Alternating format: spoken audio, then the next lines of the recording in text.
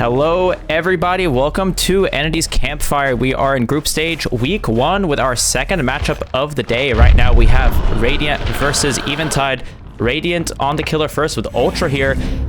Artist on Dead Sands, a little bit of an interesting map choice for this killer. Not quite the hourglass shape we see on a map like Azeroth's resting place. So perhaps these rotations on the survivor side will be a little bit easier to manage. And Ultra already spotting out a couple survivors here. We have Nia Furious spotted here on the edge map, but does have this relatively safe double pallet. Ultra will be playing to zone Furious away from this and does get away with this M1.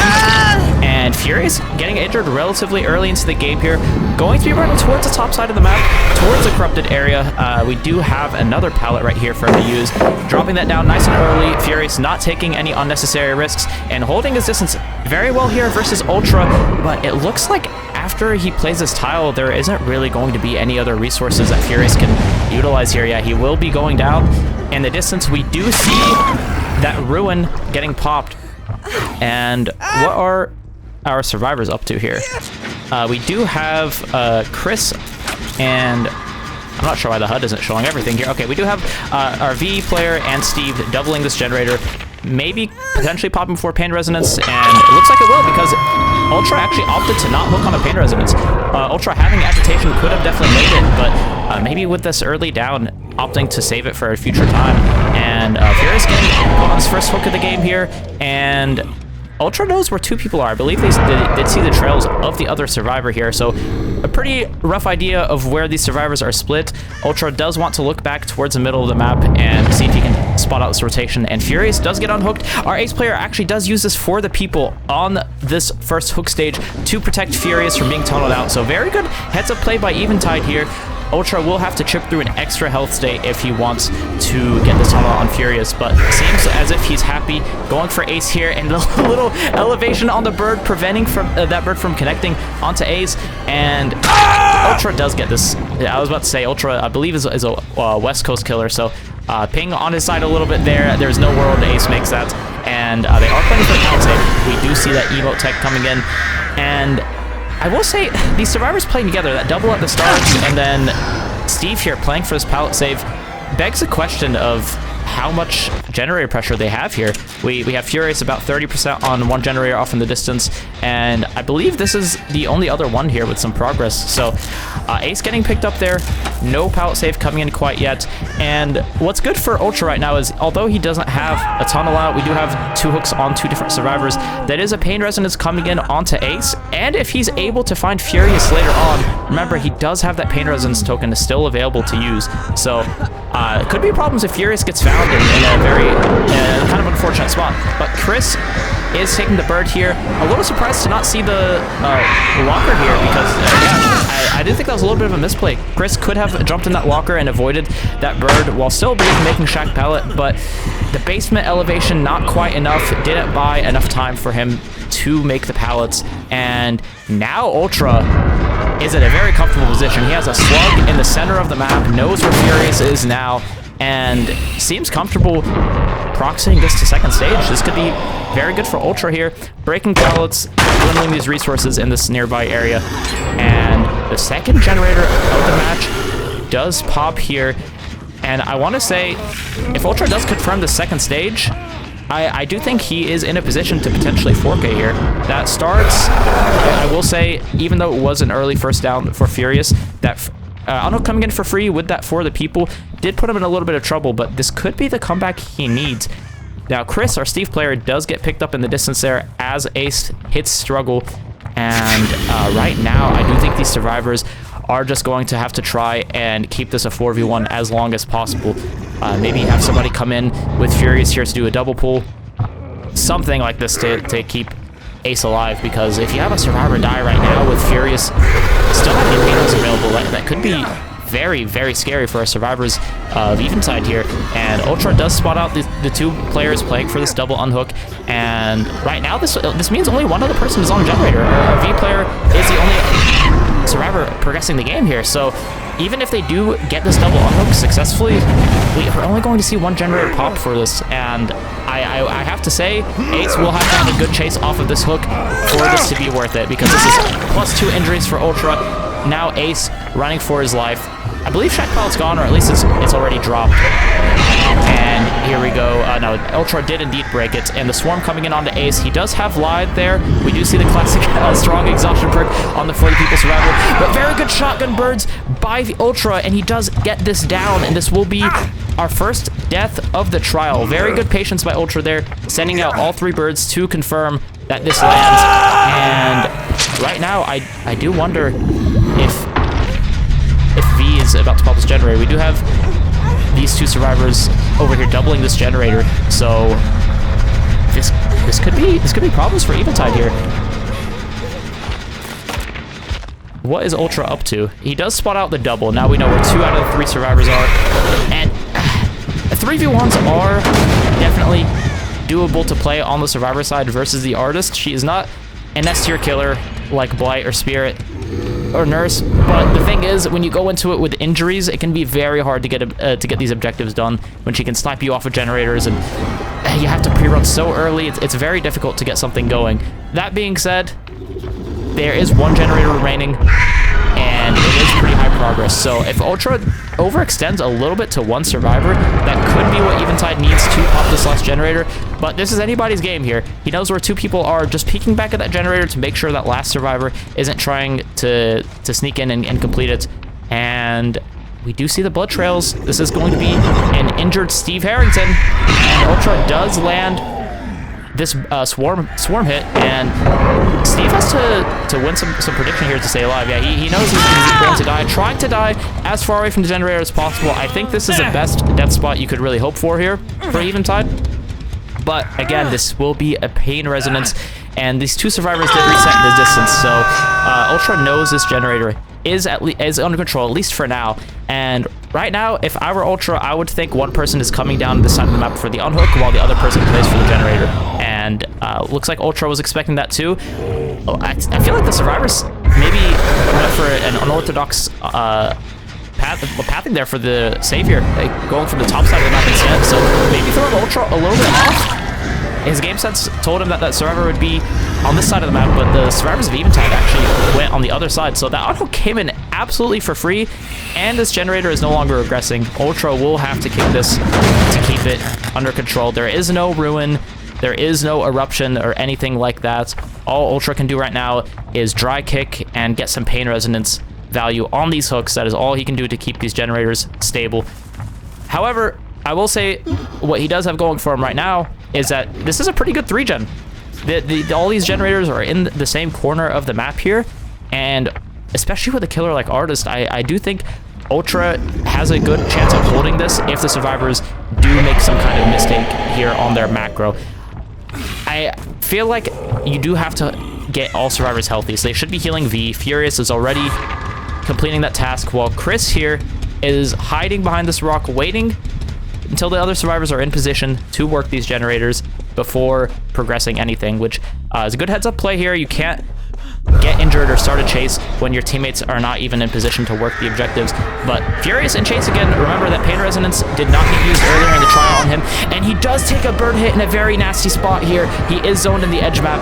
Furious will be dead. He will be dying here, potentially be getting put on his 2nd hook stage of the trial. And I wonder, I need to look on the killer POV. Okay, he doesn't have a Pain Resonance close by. I'm sorry, I'll get my keybinds sorted before next match so you don't see me juggle through all these characters. But Ultra, with the agitation, actually does get this Pain Resonance, even though it's so far away. Oh, I spoke too soon. I thought he would make that. I think Ultra thought he would make that. But Furious wiggled off just in the nick of time to not get that Pain Res hook, and that's huge for Eventide here. That denies the hook in the 3-gen. If Ultra had this hook in the generator setup, I would say it's almost a guaranteed 4K for Ultra here. There would be so little Eventide can do, but Furious wiggling off just at the last second. Survivors are still in the game. Anything can happen here. We do have these 2 generators that are, one of them a little over 50%, this one is about 40%. And the survivors are working the correct generators. They're ignoring the one in the middle and working those 2 that are on the far end. So well played to them on the macro side of things.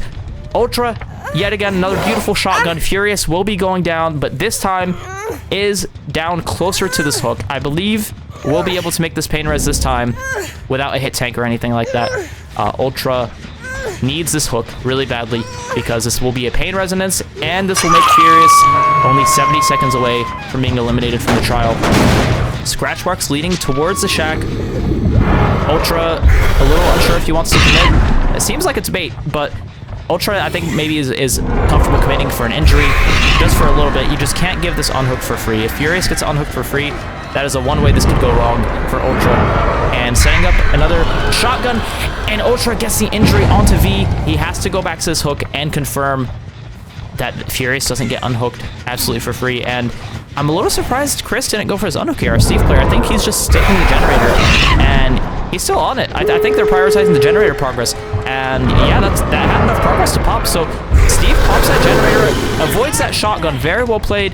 And right now, Furious is no longer the person of interest for Ultra. He's only worth a couple points because he's on his last hook. You'd ideally want V here because she hasn't been hooked at all. And Furious taking the down for her, but I don't think that's enough. She doesn't make that gate quite in time.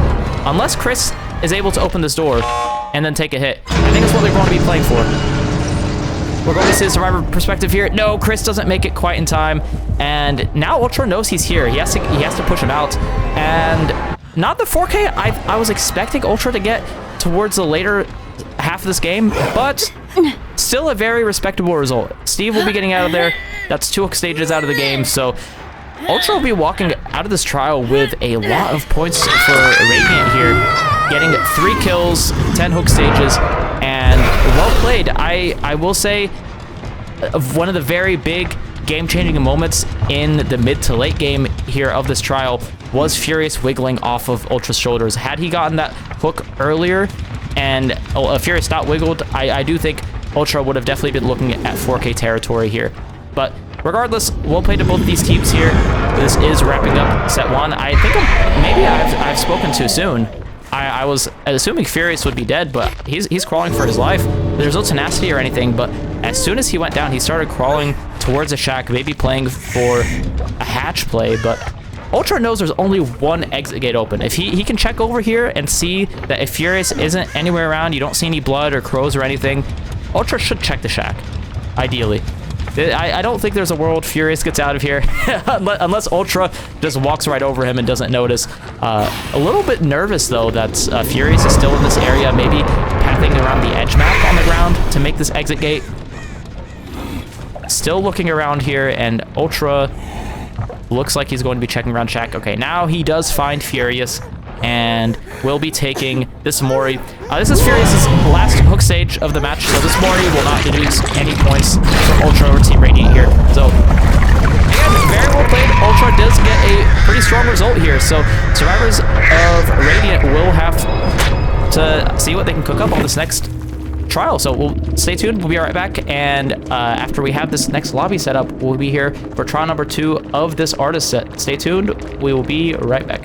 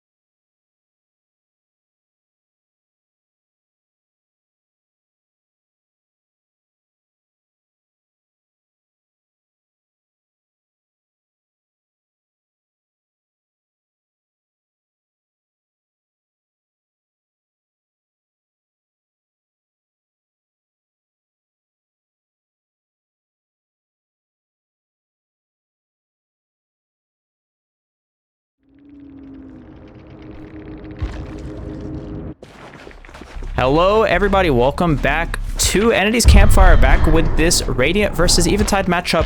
Last match, we did see Ultra on the killer side for Radiant here, getting 10 stages, which resulted in 24 points for Team Radiant. So for Eventide's killer here to match this, they'll pretty much have to get 11 stages, 3k11, or unless something really goofy happens that's out of the ordinary here. So very achievable win con for the survivors here, as long as we have clean macro gameplay, dying in the right spots, and helping each other when needed. The survivors, relatively speaking, should have a pretty good grasp of this trial. That being said, Artist can be a snowball killer, especially with the Severed Hands add-ons that we generally see in comps. So we can really see anything happen here. This is anybody's game, and we do have our first chase actually switching over to V here, taking chases to the corrupted area, and here we go. We do have this pallet dropped here, and the swarm still on V. Very important in these artist chases to try and force the M1 when possible. You do not want to get hit by the birds, because that is when we have these very ugly 2-taps coming in. But V doing a very good job here, actually avoiding the birds and the M1, and buying a lot of time for Radiant on these generators. It looks like we have them 3 splitting off in the distance on all their own separate generators here, and still not an injury yet coming in.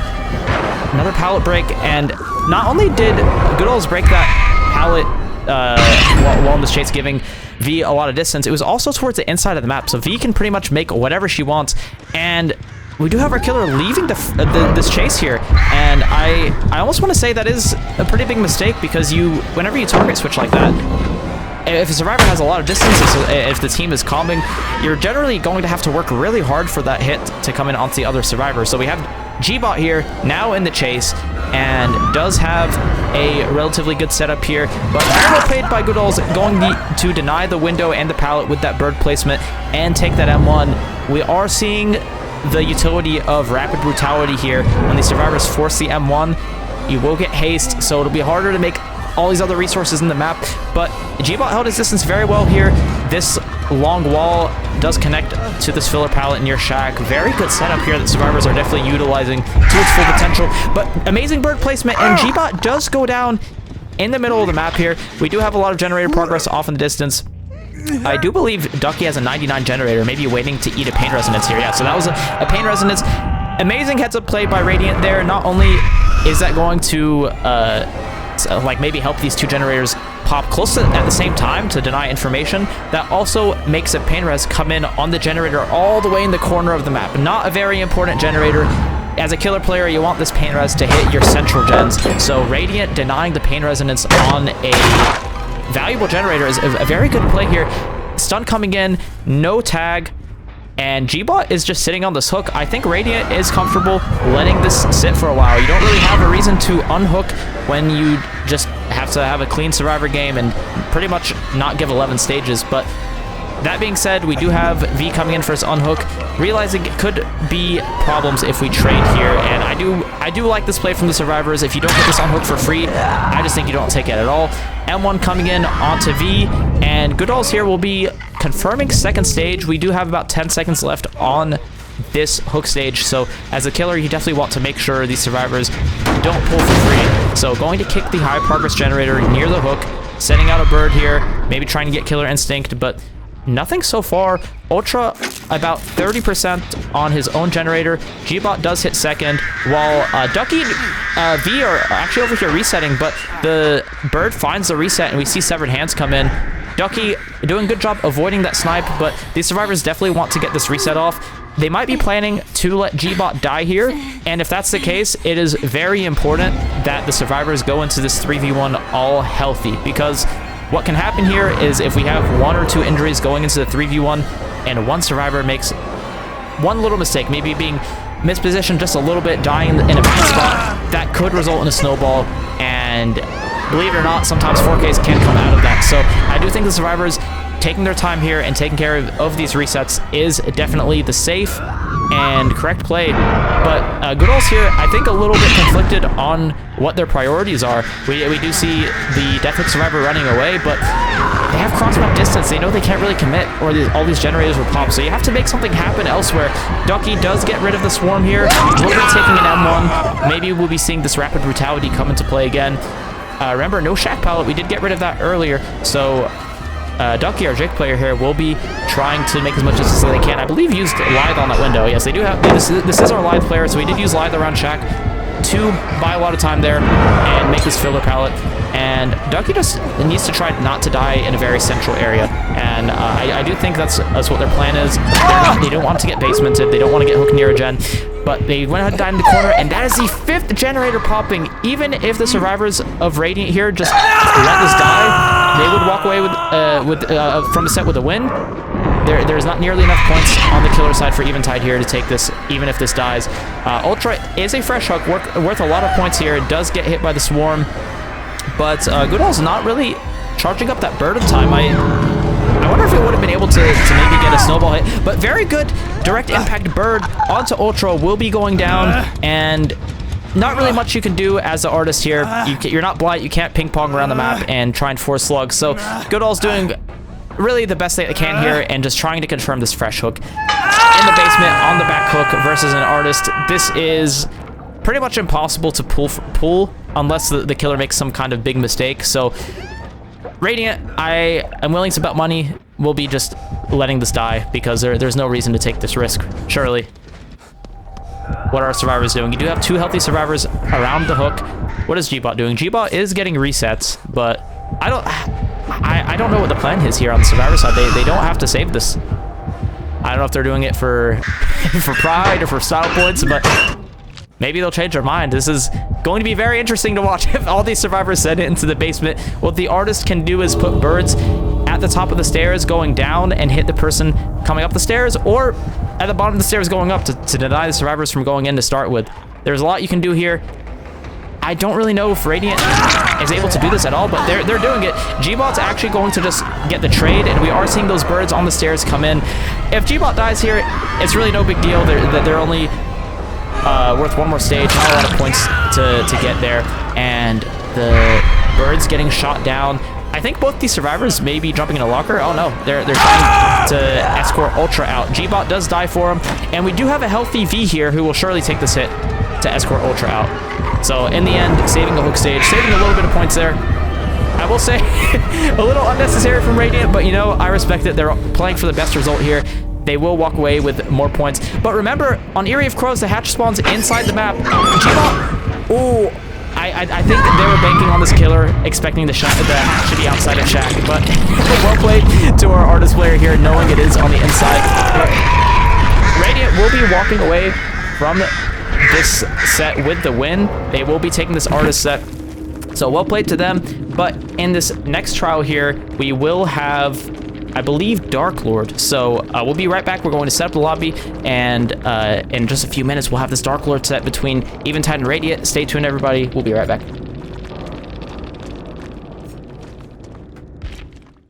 Okay, I switched.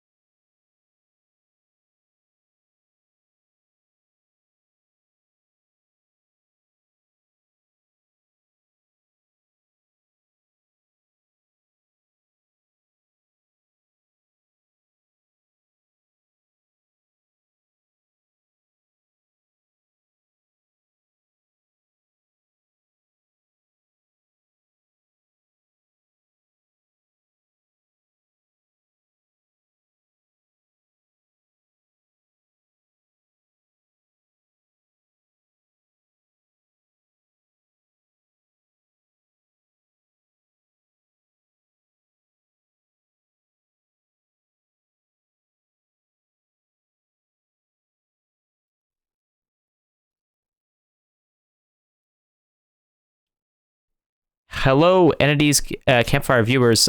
Sorry for the long wait here. We are having some lobby issues. It is being resolved. We'll be back with the second set very shortly with the Dark Lord. Yeah, thank you for your patience. We'll be right back.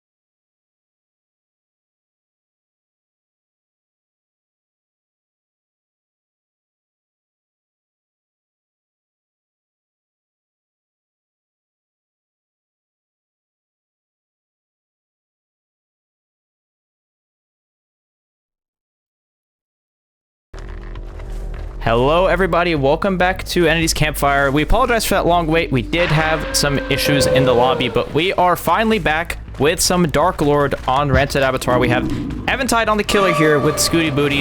It appears I have been butchering this team's name this whole matchup so far, so it's Eventide, not Eventide here. But Scooty does find the first chase on the Ultra here and does miss this first set of pounces, so that will not result in an injury. Scooty does spot out the scratch marks for the survivor rotating to this main building generator, which is a wild G-bot here.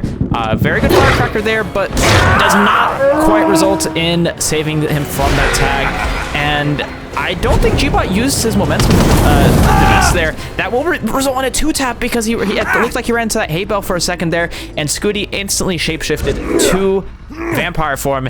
Very beautiful hellfire there, and very early first down. Scooty in a very fantastic start at the start of this trial. A spot at the start of this trial, excuse me. We do have Ducky at about 25% on this generator, Ultra about 40% on another, and I believe V here stealthing for this unhook. And right now Scooty does go ahead and lay down a kick on this generator with the Call of Brine Eruption, and we did have a Pain Resonance come in onto G-bot just a moment ago.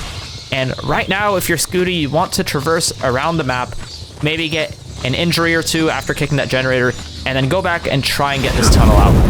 If you don't get any injury, it's okay. You just have to lay down Eruption on these generators and make sure they don't get this pull for free. Yeah, just have to get something out of this hook stage. These survivors do end up pulling this while Scooty's in this chase, and they get the pull for free. Very well played by Ultra there, going around that pallet, not getting tagged, and I think Scooty smells blood in the water, wants to go back and find G-bot here and maybe get a potential tunnel out. G-bot walking away, trying to not leave any scratch marks, and I don't know if Scooty will be able to spot him out here. Scooty does catch the scratch marks of our savior here. I believe it's a V, but G-bot is off in the distance, all safe. He's going to go ahead and send it all the way to the top side of the map, far away from this chase, maybe work a safe generator or get resets. And Scooty is on the trail of V here, who is a fresh hook survivor. Will be a pain res if Scooty is able to get this down, but the survivor doing a very good job there, avoiding that set of pounces. As we see the second generator pop in the distance, right now the survivors of Radiant are in an amazing position. We have 2 generators done, everybody healthy, and our tunnel out is, as far as well, you can see right now, safe. So, very good stun by V here. Scooty, not in the best spot here. Does need to get something going. Dracula is a pretty powerful killer, though, so Scooty is not out of the game just yet, but actually opting to leave this chase. So, right now, Scooty needs to find a high-progress generator and do something, because when you leave a chase like that and give up your pressure, you need to get something in exchange for it, but does get a very quick tag onto Ducky here, and Scooty opting to actually not shapeshift into bat, is going to walk them down with wolf form. We do have our pounces up and ready to go. Amazing use of the environment there by Ducky, making Scooty bump into that rock there, but Scooty does have this Hellfire up and ready to use. Will not land that one, and Ducky right now needs to make Shack. I think with that Champion of Light blind, definitely makes Shack here. We do get the window and drop that pallet nice and early. Radiant survivors here not taking any unnecessary risks. They're dropping these safe pallets early, trying to deny these early injuries, and most importantly, trying to die in the correct spot here. This generator has already been popped, and I imagine the survivors are prioritizing these left side generators. So Ducky dying all the way in the right side here could be very good for our generator pressure here. G-bot is 70% on his own generator, Ultra about 80% on theirs, and oh my gosh, we do have V about 70% on hers as well. We have 3 generators that are pretty close to popping here. Does look like that was a Pain Resonance. I believe it would hit Ultra's generator. So Scooty needs to find somebody here. I do think this was the generator V was working on. She did walk away and is doing a very good job stealthing out. Scooty not finding the survivor working that generator. G-bot's generator pops. Ultra's generator is very close. I don't think Scooty's actually interrupting it, and the unhook comes in for free. This is almost a nightmare situation for our killer player here. You have to, when you leave hook, you have to get something out of it. You have to tag a survivor. You have to find a rotation for this unhook. You have to do something, but The survivors of Radiant here are doing a phenomenal job on their macro. They're not getting found. They're getting these unhooks at the right time when the killer is away from the hook. And very importantly, dying far away from the objective. The chase right now, we're seeing in the now in the mid to late part of the game, every chase here is far away from the objective. And that's no accident. Radiant here is making sure they're trying to keep the action as far away as possible from these generators. Unfortunate whiff by Scooty there, and G-Bot is still here for the hit tank. Does eat that Hellfire. However, that's a very good pallet stun. That might let them make this window here if Scooty whiffs, but no. Still going down, but G-Bot, very important to note, is not a paid resonance, and that the last generator does pop. Also, Scooty here taking this down onto G-Bot. I do think you can't really camp this. You might have to just take a little bit of a risk and teleport away and try and find an injured Ducky or an injured V here, because if G-Bot dies, it's not really a whole lot of points you're going to get out of that hook stage. So not really the ideal person you want. Dracula also infamous for being a very, very strong camper with this hook being in the basement. I know Radiant went for a crazy basement save earlier we saw in the artist set, but versus a Dracula, I don't think that'll happen. I think Ducky might be lagging out here. I can't tell. Ducky's just walking the edge map. I'm not sure what quite is happening here, but you know, it doesn't matter. Scooty's saying, I'm going to stay at these basement stairs. I'm going to make sure nobody gets G-Bot out of basement. And I think Ducky's not long for this world. We might see them DC. I'm not really sure. Ultra is getting the reset onto V here off in the corner, next to our stationary survivor walking in place. And there we go. Ducky does end up disconnecting. A little unfortunate, but you know, better it happened now at the very end of the game. If this disconnect happened at the start of the trial, that could be very big problems for Radiant. But G-Bot's going to end up dying here. Ultra and V, Quentin and V, both are fresh hook survivors escaping through the exit gates. And very strong performance by the survivors here. Scooty did hit some very nice Hellfires and pounces throughout this match, but unfortunately wasn't really able to keep up with the survivors macro. They unhooked at the right times, kept chase far away, helped each other when needed, so very clean survivor play. We'll have to see what Eventide does on the survivor side, so stay tuned everybody. We'll be right back, and we'll switch over to see some more Dark Lord, this time with Radiant on Killer and Eventide surviving. We'll be right back.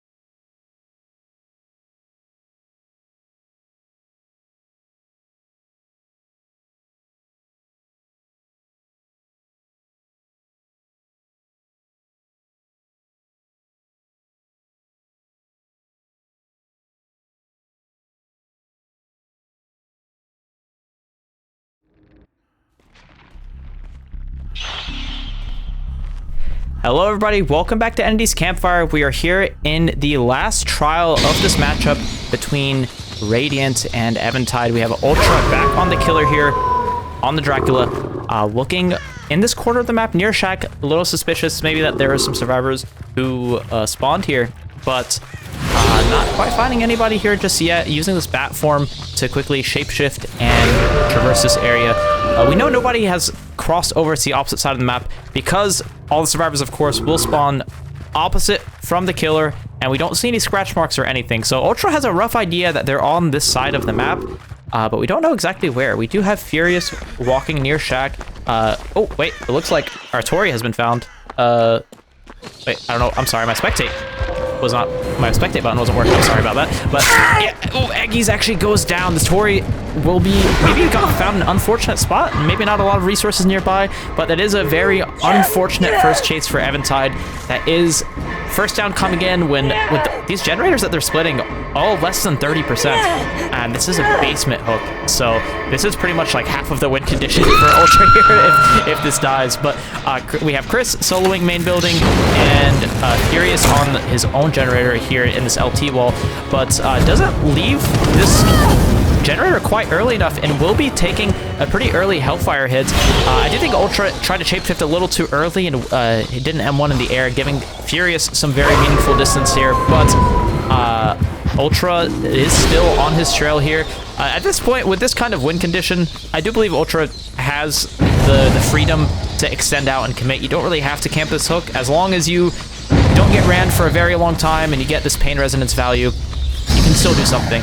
That being said, the unhook does come in on our Tori player here, and oh, she does get grabbed. She tried to go ahead and drop the Shack pallet and lithe away, but doesn't quite time it right with the shapeshift, and Ultra goes ahead and grabs her, and that is going to be a second stage at 5 generators left. This is not what you want to see if you're on the Eventide survivor team right now.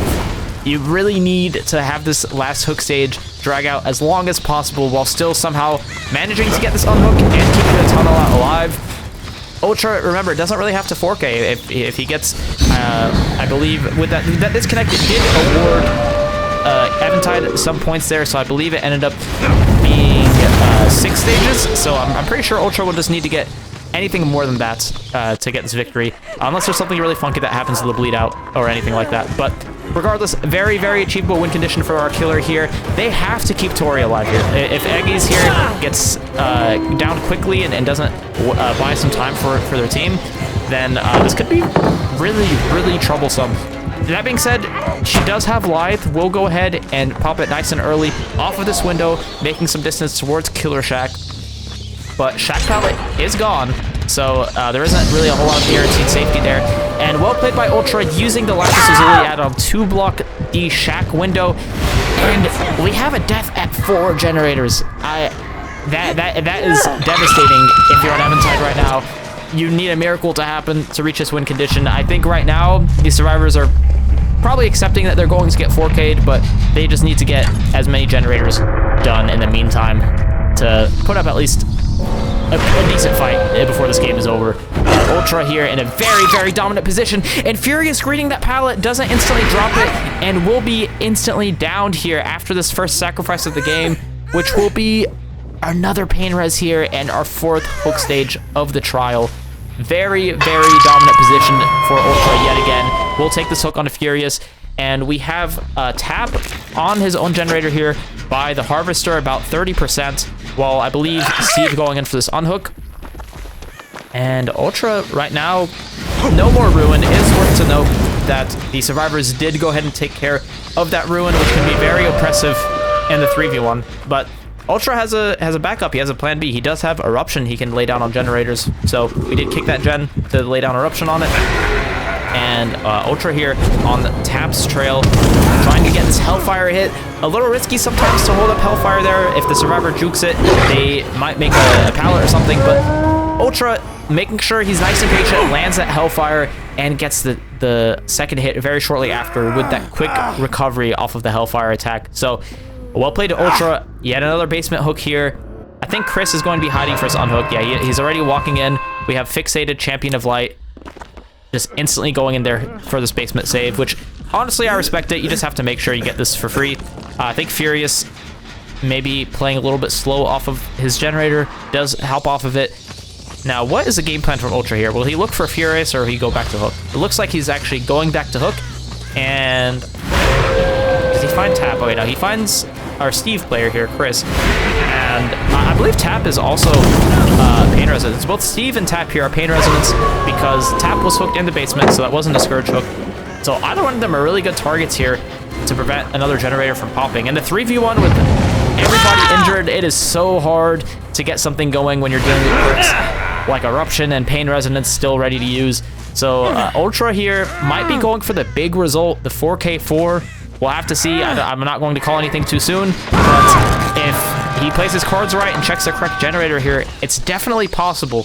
Bat form as well with the boot add-on to teleport around the map does have a lot of mobility here, and does find somebody in the main building. I'm not sure, not quite sure who this is. Okay, this is Tap. He is going to drop his pallet nice and early, and that's a down. Is Furious setting up for his own hook? No, he's just scratching here. And do you even go for this? I almost feel like if you're Furious, you might want to just hide, but no, he just shows himself here. A little unfortunate, but yeah, not really much you could do with that start. You had a Death Hook Survivor very, very early on, and at that point, you're pretty much just in damage control on the Survivor side, and Furious just waving his white flag, he's giving up. He said, Ultra, I surrender, this game's over. GG, get me out. So, well played to Radiant here. They will be taking this matchup with a 2-0.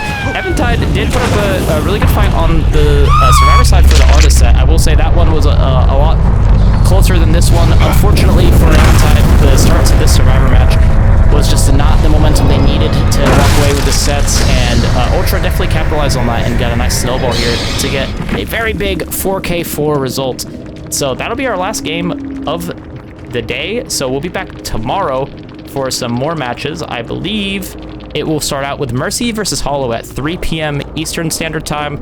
That will be with some Doctor and Artist. So thank you so much for watching, everybody. We'll be back tomorrow, again, 3 p.m. Eastern, Mercy versus Hollow. Thank you all for watching. We'll see you soon.